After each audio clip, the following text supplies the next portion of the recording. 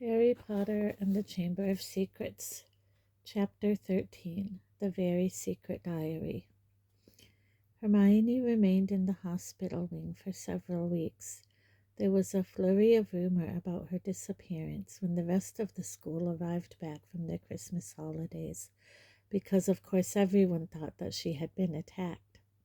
So many students filed past the hospital wing, trying to catch a glimpse of her, that Madame Pomfrey took out her curtains again and placed them around Hermione's bed to spare her the shame of being seen with a furry face. Harry and Ron went to visit her every evening. When the new term started, they brought her each day's homework. "If I'd sprouted whiskers, I'd take a break from work," said Ron, tipping a stack of books onto Hermione's bedside table one evening. "Don't be silly, Ron. I've got to keep up," said Hermione briskly. Her spirits were greatly improved by the fact that all the hair had gone from her face, and her eyes were turning slowly back to brown. "I don't suppose you've got any new leads," she added in a whisper, so that Madame Pomfrey couldn't hear her. "Nothing," said Harry gloomily. "I was so sure it was Malfoy," said Ron for about the 100th time. "What's that?" asked Harry, pointing to something gold sticking out from under Hermione's pillow. "Just a get well card," said Hermione hastily, trying to poke it out of sight, but Ron was too quick for her. He pulled it out, flicked it open, and read aloud. "To Miss Granger, wishing you a speedy recovery from your concerned teacher, Professor Gilderoy Lockhart, Order of Merlin, 3rd class, honorary member of the Dark Force Defense League, and 5 times winner of Witch Weekly's Most Charming Smile Award." Ron looked up at Hermione, disgusted. "You sleep with this under your pillow?" But Hermione was spared answering by Madame Pomfrey sweeping over with her evening dose of medicine. "Is Lockhart the smarmiest bloke you've ever met, or what?" Ron said to Harry as they left the dormitory and started up the stairs towards Gryffindor Tower. Snape had given them so much homework, Harry thought he was likely to be in the 6th year before he finished it. Ron was just saying he wished he had asked Hermione how many rat tails were supposed to add to a hair-raising potion, when an angry outburst from the floor above reached their ears. "That's Filch," Harry muttered, as they hurried up the stairs and paused, out of sight, listening hard. "You don't think someone else has been attacked?" said Ron tensely. They stood still, their heads inclined toward Filch's voice, which sounded quite hysterical. "Even more work for me, mopping all night like I haven't got enough to do. No, this is the final straw. I'm going to Dumbledore." His footsteps receded, and they heard a distant door slam. They poked their heads around the corner. Filch had clearly been manning his usual lookout post. They were once again on the spot where Mrs. Norris had been attacked. They saw at a glance what Filch had been shouting about. A great flood of water stretched over half the corridor, and it looked as though it was still seeping from under the door of Moaning Myrtle's bathroom. Now Filch had stopped shouting, they could hear Myrtle's wails echoing off the bathroom walls. "Now what's up with her?" said Ron. "Let's go and see," said Harry, and holding their robes over their ankles, they stepped through the great wash of water to the door bearing its out of order sign, ignored it as always, and entered. Moaning Myrtle was crying, if possible, louder and harder than ever before. She seemed to be hiding down her usual toilet. It was dark in the bathroom because the candles had been extinguished in the great rush of water that had left both walls and floor soaking wet. "What's up, Myrtle?" said Harry. "Who's that?" glugged Myrtle miserably. "Come to throw something else at me." Harry waded across to her cubicle and said, "Why would I throw something at you?" "Don't ask me," Myrtle shouted, emerging with a wave of yet more water, which splashed onto the already sopping floor. "Here I am, minding my own business, and someone thinks it's funny to throw a book at me." But it can't hurt you if someone throws something at you, said Harry reasonably. I mean, it just goes right through you, wouldn't it? He had said the wrong thing. Myrtle puffed herself up and shrieked, Let's all throw bricks at Myrtle because she can't feel it. 10 points if you can get it through her stomach. 50 points if it goes through her head. Well, ha, ha, ha. What a lovely game. I don't think. Who threw it at you anyway? Asked Harry. I don't know. I was just sitting in the U-bend thinking about death, and it fell right through the top of my head, said Myrtle, glaring at them. It's over there. It got washed out. Harry and Ron looked under the sink where Myrtle was pointing. A small, thin book lay there. It had a shabby black cover and was as wet as everything else in the bathroom. Harry stepped forward to pick it up, but Ron suddenly flung out an arm to hold him back. What? Said Harry. Are you mad? Said Ron. It could be dangerous. Dangerous, said Harry, laughing. Come off it. How could it be dangerous?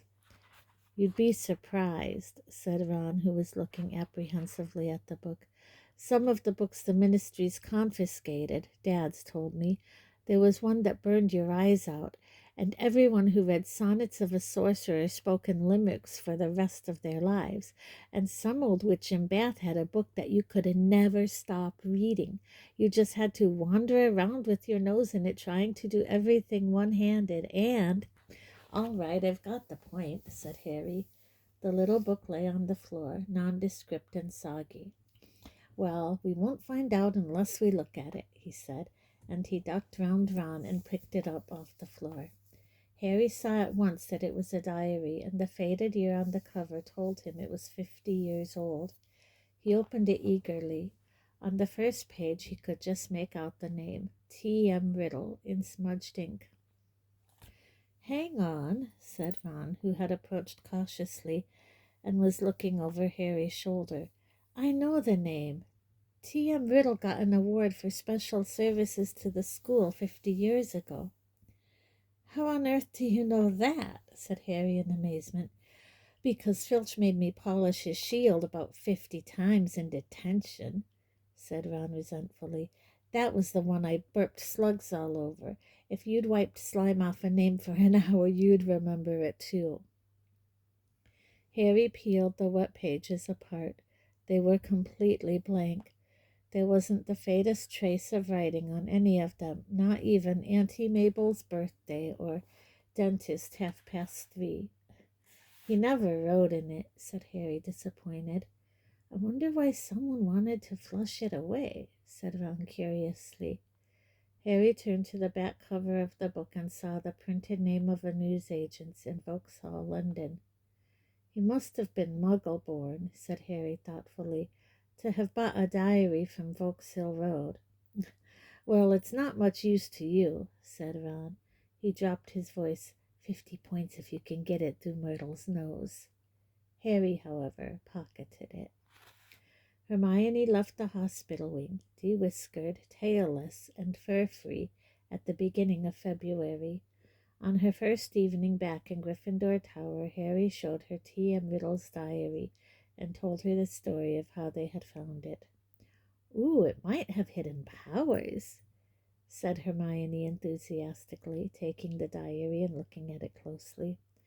If it has, it's hiding them very well, said Ron. Maybe it's shy. I don't know why you don't chuck it, Harry. I wish I knew why someone did try to chuck it, said Harry. I wouldn't mind knowing how Riddle got an award for special services to Hogwarts either. Could have been anything, said Ron. Maybe he got 30 owls, or saved a teacher from the giant squid. Maybe he murdered Myrtle, and that would have done everyone a favor. But Harry could tell from the arrested look on Hermione's face that she was thinking what he was thinking. What? Said Ron, looking from one to the other. Well, the Chamber of Secrets was opened 50 years ago, wasn't it? He said. That's what Malfoy said. Yeah, said Ron slowly. And this diary is 50 years old, said Hermione, tapping it excitedly. So? Oh, Ron, wake up, snapped Hermione. We know the person who opened the chamber last time was expelled 50 years ago. We know T.M. Riddle got an award for special services to the school 50 years ago. Well, what if Riddle got his special award for catching the heir of Slytherin? His diary would probably tell us everything, where the chamber is and how to open it, and what sort of creature lives in it. The person who's behind the attacks this time wouldn't want that lying around, would they? That's a brilliant theory, Hermione, said Ron, with just one tiny flaw. There's nothing written in his diary. But Hermione was pulling her wand out of her bag. It might be invisible ink, she whispered. She tapped the diary 3 times and said, Aparicium. Nothing happened. Undaunted, Hermione shoved her hand back into her bag and pulled out what appeared to be a bright red eraser. It's a revealer. I got it in Diagon Alley, she said. She rubbed hard on January the 1st. Nothing happened. I'm telling you, there's nothing to find in there, said Ron. Riddle just got a diary for Christmas and couldn't be bothered filling it in. Harry couldn't explain, even to himself, why he didn't just throw Riddle's diary away. The fact was that even though he knew the diary was blank, he kept absent-mindedly picking it up and turning the pages, as though it was a story he wanted to finish. And while Harry was sure he had never heard the name T.M. Riddle before, it still seemed to mean something to him, almost as though Riddle was a friend he'd had when he was very small and half forgotten. But this was absurd. He'd never had friends before Hogwarts. Dudley had made sure of that. Nevertheless, Harry was determined to find out more about Riddle, so next day at break he headed for the trophy room to examine Riddle's special award, accompanied by an interested Hermione and a thoroughly unconvinced Ron, who told them he'd seen enough of the trophy room to last him a lifetime. Riddle's burnished gold shield was tucked away in a corner cabinet. It didn't carry details of why it had been given to him. Good thing, too, or it'd be even bigger, and I'd still be polishing it, said Ron. However, they did find Riddle's name on an old Medal for Magical Merit and on a list of old head boys. He sounds like Percy, said Ron, wrinkling his nose in disgust. Prefect, head boy, probably top of the class. You say that like it's a bad thing, said Hermione in a slightly hurt voice. The sun had now begun to shine weakly on Hogwarts again. Inside the castle the mood had grown more hopeful.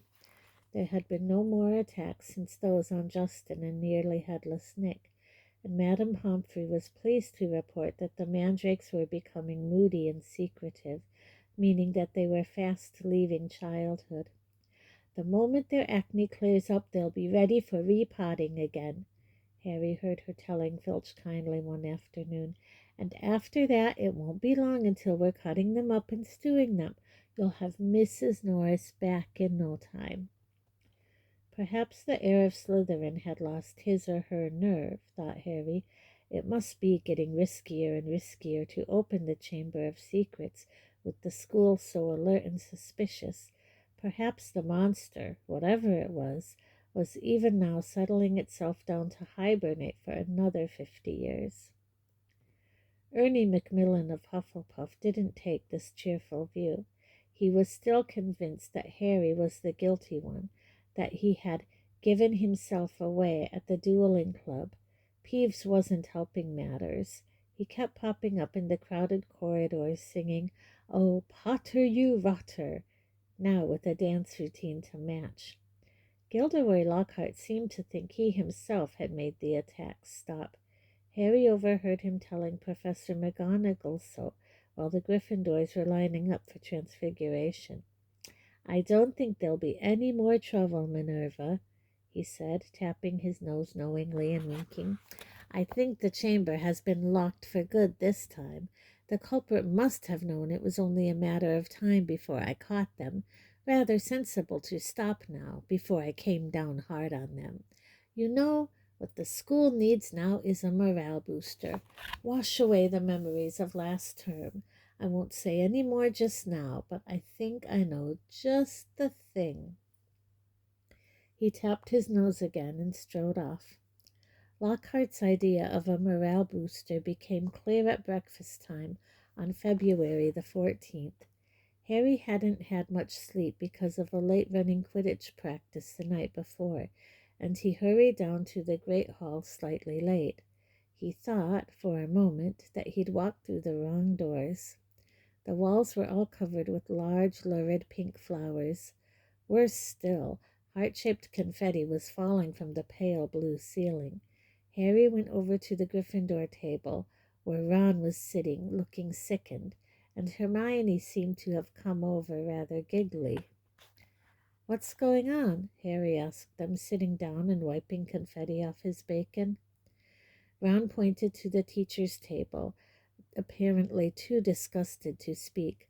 Lockhart, wearing lurid pink robes to match the decorations, was waving for silence. The teachers on either side of him were looking stony-faced. From where he sat, Harry could see a muscle going in Professor McGonagall's cheek. Snape looked as though someone had just fed him a large beaker of Skellig "Happy Valentine's Day!" Lockhart shouted, "and may I thank the 46 people who have so far sent me cards. Yes, I have taken the liberty of arranging this little surprise for you all, and it doesn't end here." Lockhart clapped his hands, and through the doors to the entrance hall marched a dozen surly-looking dwarfs. Not just any dwarfs, however. Lockhart had them all wearing golden wings and carrying harps. "My friendly card-carrying cupids," beamed Lockhart. "They will be roving around the school today, delivering your valentines. And the fun doesn't stop here. I'm sure my colleagues will want to enter into the spirit of the occasion. Why not ask Professor Snape to show you how to whip up a love potion? And while you're at it, Professor Flitwick knows more about entrancing enchantments than any wizard I've ever met. The sly old dog." Professor Flitwick buried his face in his hands. Snape was looking as though the first person to ask him for a love potion would be force-fed poison. "Please, Hermione, tell me you weren't one of the 46, said Ron as they left the great hall for their first lesson. Hermione suddenly became very interested in searching her bag for her timetable and didn't answer. All day long the dwarfs kept barging into their classes to deliver valentines, to the annoyance of the teachers, and late that afternoon, as the Gryffindors were walking upstairs for charms, one of them caught up with Harry. "Oi, you, Harry Potter!" shouted a particularly grim-looking dwarf, elbowing people out of the way to get to Harry. Hot all over at the thought of being given a valentine in front of a queue of first-years, which happened to include Ginny Weasley, Harry tried to escape. The dwarf, however, cut his way through the crowd by kicking people's shins and reached him before he'd gone 2 paces. "I've got a musical message to deliver to Harry Potter in person," he said, twanging his harp in a threatening sort of way. "Not here," Harry hissed, trying to escape. "Stay still," grunted the dwarf, grabbing hold of Harry's bag and pulling him back. "Let me go," Harry snarled, tugging. With a loud ripping noise, his bag split in 2. His books, wand, parchment, and quill spilled onto the floor, and his ink bottle smashed over the lot. Harry scrambled around, trying to pick it all up before the dwarf started singing, causing something of a hold-up in the corridor. "What's going on here?" came the cold, drawling voice of Draco Malfoy. Harry started stuffing everything feverishly into his ripped bag, desperate to get away before Malfoy could hear his musical valentine. "What's all this commotion?" said another familiar voice as Percy Weasley arrived. Losing his head, Harry tried to make a run for it, but the dwarf seized him around the knees and brought him crashing to the floor. "Right," he said, sitting on Harry's ankles. "Here is your singing Valentine. His eyes are as green as a fresh pickled toad. His hair is as dark as a blackboard. I wish he was mine, he's really divine, the hero who conquered the Dark Lord." Harry would have given all the golden Gringotts to evaporate on the spot. Trying valiantly to laugh along with everyone else, he got up, his feet numb from the weight of the dwarf, as Percy Weasley did his best to disperse the crowd, some of whom were crying with mirth. "Off you go, off you go. The bell rang 5 minutes ago. Off to class now," he said, shooing some of the younger students away. "And you, Malfoy." Harry, glancing over, saw Malfoy stoop and snatch up something. Leering, he showed it to Crabbe and Goyle, and Harry realized that he'd got Riddle's diary. "Give that back," said Harry quietly. "Wonder what Potter's written in this," said Malfoy, who obviously hadn't noticed the year on the cover and thought he had Harry's own diary. A hush fell over the onlookers. Ginny was staring from the diary to Harry, looking terrified. "Hand it over, Malfoy," said Percy sternly. "When I've had a look," said Malfoy, waving the diary tauntingly at Harry. Percy said, "As a school prefect," but Harry had lost his temper. He pulled out his wand and shouted, "Expelliarmus!" And just as Snape had disarmed Lockhart, so Malfoy found the diary shooting out of his hand into the air. Ron, grinning broadly, caught it. "Harry," said Percy loudly, "no magic in the corridors. I'll have to report this, you know." But Harry didn't care. He'd got one over on Malfoy, and that was worth 5 points from Gryffindor any day. Malfoy was looking furious, and as Ginny passed him to enter her classroom, he yelled spitefully after her, "I don't think Potter liked her Valentine much." Ginny covered her face with her hands and ran into class. Snarling, Ron pulled out his wand too, but Harry pulled him away. Ron didn't need to spend the whole of Charms belching slugs. It wasn't until they had reached Professor Flitwick's class that Harry noticed something rather odd about Riddle's diary. All his other books were drenched in scarlet ink. The diary, however, was as clean as it had been before the ink bottle had smashed all over it. He tried to point this out to Ron, but Ron was having trouble with his wand again. Large purple bubbles were blossoming out of the end, and he wasn't much interested in anything else. Harry went to bed before anyone else in his dormitory that night. This was partly because he didn't think he could stand Fred and George singing "His eyes are as green as a fresh pickled toad" one more time, and partly because he wanted to examine Riddle's diary again, and knew that Ron thought he was wasting his time. Harry sat on his four-poster and flicked through the blank pages, not one of which had a trace of scarlet ink in it. Then he pulled a new bottle out of his bedside cabinet, dipped his quill into it, and dropped a blot onto the first page of the diary. The ink shone brightly on the paper for a second, and then, as though it was being sucked into the page, vanished. Excited, Harry loaded up his quill a second time and wrote, "My name is Harry Potter."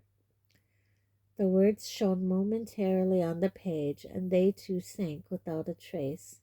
Then, at last, something happened. Oozing back out of the page, in his very own ink, came words Harry had never written. "Hello, Harry Potter. My name is Tom Riddle. How did you come by my diary?" These words, too, faded away, but not before Harry had started to scribble back. "Someone tried to flush it down the toilet." He waited eagerly for Riddle's reply. "Lucky that I recorded my memories in some more lasting way than ink, but I always knew that there would be those who would not want this diary read." What do you mean? Harry scrawled, blotting the page in his excitement. I mean that this diary holds memories of terrible things, things which were covered up, things which happened at Hogwarts School of Witchcraft and Wizardry. That's where I am now, Harry wrote quickly. I'm at Hogwarts and horrible stuff's been happening. Do you know anything about the Chamber of Secrets? His heart was hammering. Riddle's reply came quickly, his writing becoming untidier, as though he was hurrying to tell all he knew. Of course I know about the Chamber of Secrets. In my day they told us it was a legend, that it did not exist, but this was a lie. In my 5th year the chamber was opened and a monster attacked several students, finally killing one. I caught the person who'd opened the chamber and he was expelled. But the headmaster, Professor Dippet, ashamed that such a thing had happened at Hogwarts, forbade me to tell the truth. A story was given out that the girl had died in a freak accident. They gave me a nice shiny engraved trophy for my trouble and warned me to keep my mouth shut. But I knew it could happen again. The monster lived on, and the one who had the power to release it was not imprisoned. Harry nearly upset his ink bottle in his hurry to write back. It's happening again now. There have been 3 attacks and no one seems to know who's behind them. Who was it last time? I can show you if you like, came Riddle's reply. You don't have to take my word for it. I can take you inside my memory of the night when I caught him. Harry hesitated, his quill suspended over the diary. What did Riddle mean? How could he be taken inside someone else's memory? He glanced nervously at the door, to the dormitory, which was growing dark. When he looked back at the diary, he saw fresh words forming. Let me show you. Harry paused for a fraction of a second and then wrote 2 letters. Okay. The pages of the diary began to blow as though caught in a high wind, stopping halfway through the month of June. Mouth hanging open, Harry saw that the little square for June the 13th seemed to have turned into a minuscule television screen. His hands trembling slightly, he raised the book to press his eye against the little window, and before he knew what was happening, he was tilting forwards. The window was widening. He felt his body leave his bed, and he was pitched headfirst through the opening in the page into a whirl of color and shadow. He felt his feet hit solid ground and stood shaking as the blurred shapes around him came suddenly into focus. He knew immediately where he was. This circular room with the sleeping portraits was Dumbledore's office, but it wasn't Dumbledore who was sitting behind the desk. A weazened, frail-looking wizard, bald except for a few wisps of white hair, was reading a letter by candlelight. Harry had never seen this man before. I'm sorry, he said shakily. I didn't mean to butt in. But the wizard didn't look up. He continued to read, frowning slightly. Harry drew nearer to his desk and stammered, I'll just go, shall I? Still, the wizard ignored him. He didn't seem even to have heard him. Thinking that the wizard might be deaf, Harry raised his voice. Sorry I disturbed you. I'll go now, he half shouted. The wizard folded up the letter with a sigh, stood up, walked past Harry without glancing at him, and went to draw the curtains at his window. The sky outside the window was ruby red. It seemed to be sunset. The wizard went back to the desk, sat down, and twiddled his thumbs, watching the door. Harry looked around the office. No Fox the Phoenix, no whirring silver contraptions.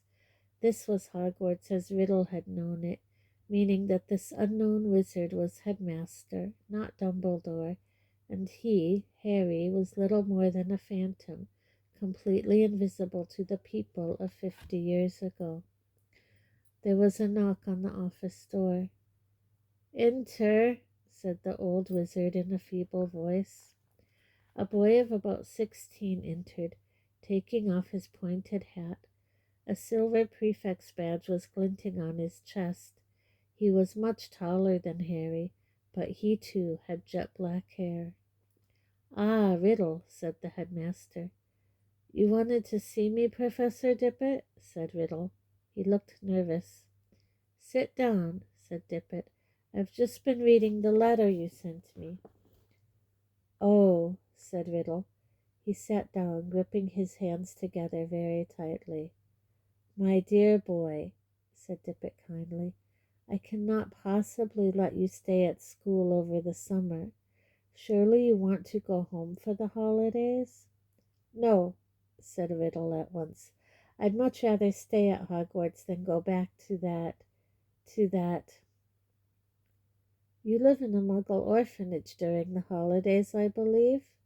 Said Dippet curiously. Yes, sir, said Riddle, reddening slightly. You are Muggle born? Half-blood, sir, said Riddle. Muggle father, witch mother. And are both your parents? My mother died just after I was born, sir. They told me at the orphanage she lived just long enough to name me Tom after my father, Marvolo after my grandfather. Dippet clucked his tongue sympathetically. The thing is, Tom, he sighed, special arrangements might have been made for you, but in the current circumstances... You mean all these attacks, sir? Said Riddle, and Harry's heart leaped, and he moved closer, scared of missing anything. Precisely, said the headmaster.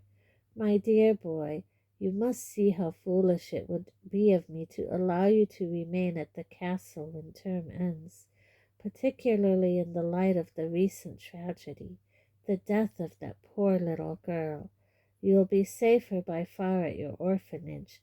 As a matter of fact, the Ministry of Magic is even now talking about closing the school. We are no nearer locating the source of all this unpleasantness. Riddle's eyes widened. So if the person was caught, if it all stopped... What do you mean? Said Dippet with a squeak in his voice, sitting up in his chair. Riddle, do you mean you know something about these attacks? No, sir, said Riddle quickly, but Harry was sure it was the same sort of no that he himself had given Dumbledore. Dippet sank back, looking faintly disappointed. You may go, Tom. Riddle slid off his chair and stumped out of the room. Harry followed him. Down the moving spiral staircase they went, emerging next to the gargoyle in the darkening corridor. Riddle stopped, and so did Harry, watching him. Harry could tell that Riddle was doing some serious thinking. He was biting his lip, his forehead furrowed. Then, as though he had suddenly reached a decision, he hurried off, Harry gliding noiselessly behind him. They didn't see another person until they reached the entrance hall, when a tall wizard with long sweeping auburn hair and beard called to Riddle from the marble staircase. What are you doing, wandering around this late, Tom? Harry gaped at the wizard. He was none other than a 50-year younger Dumbledore. I had to see the headmaster, sir, said Riddle. Well, hurry off to bed, said Dumbledore, giving Riddle exactly the kind of penetrating stare Harry knew so well. Best not to roam the corridors these days. Not since... He sighed heavily, bade Riddle good night, and strode off.